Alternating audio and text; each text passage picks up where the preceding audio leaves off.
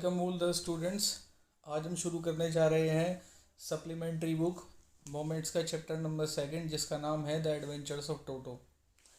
आप लोगों ने बंदर को देखा होगा। तो बंदर जो होता है उसकी एक सबसे जो कैरेक्टरिस्टिक है वो होता है कि वो बहुत ज़्यादा शरारती होता है। तो आज हम स्टोरी के अंदर पढ़ेंगे कि अगर आप किसी बंदर को एज अ पेट अगर पाल लेते हैं तो उसके क्या परिणाम हो सकते हैं। वैसे जो ह्यूमन बींग्स हैं यानी कि जो इंसान है वो उसका हमेशा से जानवरों के साथ में एक अच्छा रिलेशनशिप रहा है और ह्यूमन बीइंग जैसे डॉग कैट इनको एज अ पेट रखने का शौक़ होता है। तो क्या होगा कि अगर आप किसी बंदर को एज अ पेट अगर अपने घर में रख लेते हैं। तो आइए शुरू करते हैं चैप्टर नंबर 2।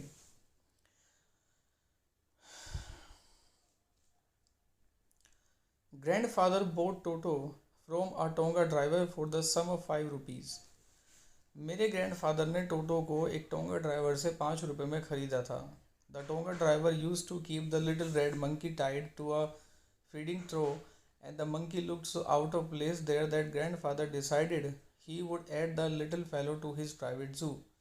अब जो टोंगा ड्राइवर था वो उसको जो तांगे का जो एक जगह होती है आगे जहाँ घोड़ा बंधा होता है तो वहाँ उसको रस्सी से बांध कर रखता था। अब मेरे ग्रैंडफादर को लगा कि ये इस बंदर के लिए सही जगह नहीं है और अच्छा रहेगा कि अगर मैं उनको अपने प्राइवेट ज़ू में रख लूँ। तो पैराग्राफ से हमें पता चलता है कि ग्रैंडफादर की एक नेचर थी पेट्स को पालने की, यानी कि उन्होंने अपने घर में और भी पेट्स पाल रखे थे जिनको वो अपने एक प्राइवेट ज़ू के तौर पर इस्तेमाल करते थे। Toto was a pretty monkey. वो एक दिखने में अच्छा बंदर था। His bright eyes sparkled with mischief beneath deep set eyebrows and his teeth which were a pearly white very were very often displayed in a smile that frightened the life out of elderly Anglo-Indian ladies. अब वो कहते हैं कि बंदर की जो आंखें थी वो बहुत चमकदार आंखें थी और उसकी जो डीप आईब्रोज थी उनमें से उसकी जो शरारत भरा जो उसका डिस्पोजिशन था वो दिखाई देता था।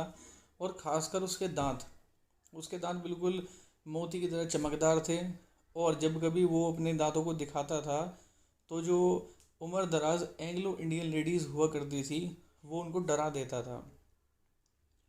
स्टूडेंट्स, एंग्लो इंडियन जो वर्ड है इसका मतलब होता है the person who born in England but now lives in India, यानी कि जो इंग्लैंड के अंदर पैदा हुआ हो और जो इंडिया में रह रहा हो। But his hands looked dried up as though they had been pickled in the sun for many years. लेकिन उसके जो हाथ थे बड़े रूखे थे और ऐसा लगता था जैसे कि धूप में बहुत साल तक वो उनको लेकर घूमा था। Yet his fingers were quick and wicked. उसकी जो उंगलियां थी वो बड़ी तेज़ थी और विकेड थी। यहाँ उसकी उंगलियों को विकेड शब्द का इस्तेमाल किया गया जिसका मतलब होता है दुष्ट। You can say mischievous. And his tail, और उसकी पूंछ, while adding to his good looks, अगर उसके अच्छे स्वभाव की बात की जाए, उसके चेहरे की अगर बात की जाए, grandfather believed a tail would add to anyone's good looks. और ग्रैंडफादर को ऐसा लगता था अगर किसी की पूंछ हो तो वो उसके अपीयरेंस में कुछ अच्छा डाल सकती है, कुछ अच्छा ऐड कर सकती है। Also served as a third hand, और उसकी जो पूंछ है वो एक तीसरे हाथ की तरह काम करती थी। He could use it to hang from a branch, वो इसको पेड़ों की जो ब्रांचेस होती हैं, जो शाखाएं होती है, उनसे लटकने के लिए इस्तेमाल करता था। And it was capable of scooping up and delicacy that might be out of reach of his hands, और बहुत ही डेलिकेसी के साथ वो ऐसी जगहों पर पहुंच जाता था या ऐसी जगहों पर पहुंचने के योग्य था कि जहां उसके हाथ पहुंच नहीं सकते थे। Grandmother always fussed when grandfather brought home some new bird और animal. Fussed means irritate. Grandmother हमेशा इरिटेट हो जाया करती थी जब ग्रैंडफादर किसी नए पक्षी को या किसी नए जानवर को घर में लेकर के आते थे। सो इट वॉज डिसाइडेड, यह निर्णय लिया गया that Toto's presence should be kept a secret from her until she was in a particularly good mood. तो ये निश्चय किया गया कि जब ग्रैंड मदर का अच्छा मूड हो तभी इस बात को उनके सामने रखा जाएगा, तब तक जो टोटो है, जो मंकी है, उसको छुपा के रखा जाएगा. Grandfather and I put away him in a little closet opening into my bedroom wall, where he was tied securely, or so we thought, to a peg fastened into the wall. हमने क्या किया कि मेरा जो closet था, यानी कि मेरी जो अलमारी थी, जो मेरे बेडरूम की दीवार में लगी हुई थी, हमने उसको वहाँ एक कीला ठोक करके उससे बहुत अच्छे तरीके से उसको वहाँ बांध दिया. हियर पेग मीन्स नेल, जो कीला जो आप दीवार में लगाते हैं रस्सी वस्सी बांधने के लिए. A few hours later, when grandfather and I came back to release Toto, we found that the walls, which had been covered with some ornamental paper chosen by grandfather, now stood out as naked brick and plaster. अब क्या होता है कि कुछ घंटे बाद जब मैं और मेरे दादाजी वहाँ आए तो हमने देखा कि जो दीवार से हमने उसको बांधा हुआ था उसका प्लास्टर उखड़ा हुआ है, और मेरे ग्रैंडफादर ने उसकी सजावट के लिए, दीवार की सजावट के लिए कुछ पेपर वगैरह उस पर चिपकाए हुए थे जो कि अब वहाँ से उखड़ चुके थे. यानी वो जो बंदर था वहाँ से भाग गया था, जो उसको वहाँ बांधा गया था खूंटी से, उस खूंटी को वो वहाँ से उखाड़ करके भाग गया था. The peg in the wall had been wrenched from its socket, and my school blazer, which had been hanging there, was in shreds.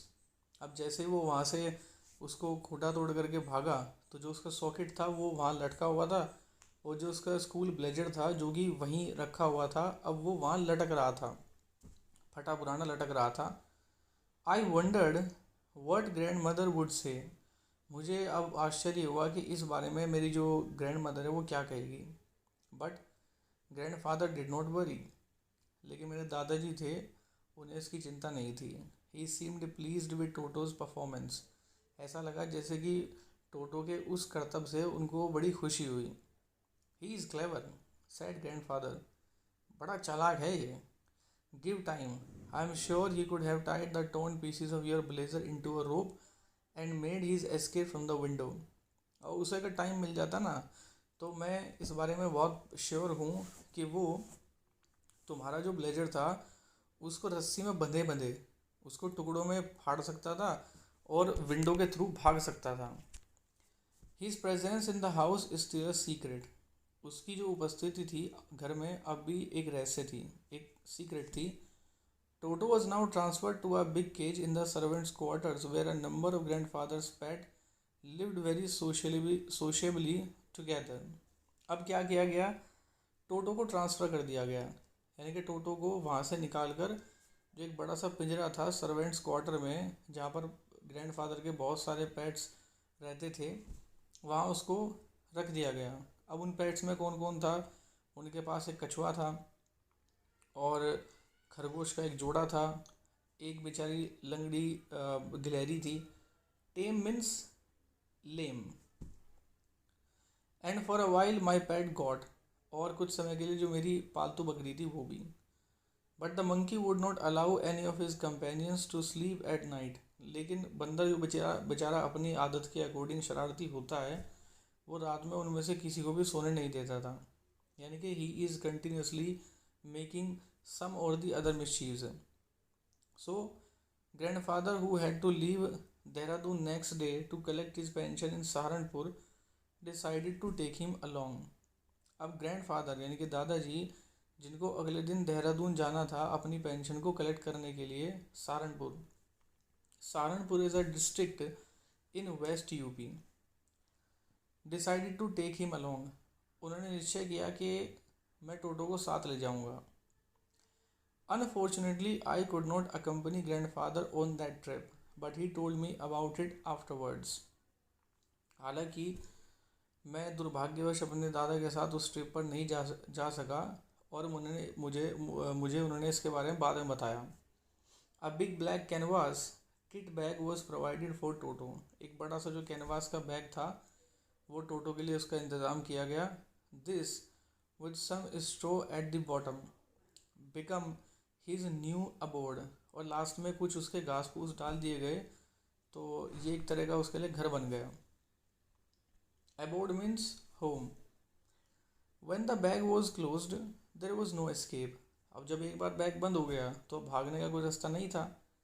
Toto could not get his hands through the opening. अब जो उसकी जहाँ से bag बंद किया गया था तो वहाँ तक उसके हाथ पहुँच नहीं पाते थे। And the canvas was too strong for him to bite his way through. और वो इतना मजबूत था कि वो अपने दांतों से या पंजों से उसको फाड़ नहीं सकता था। His efforts to get out only had the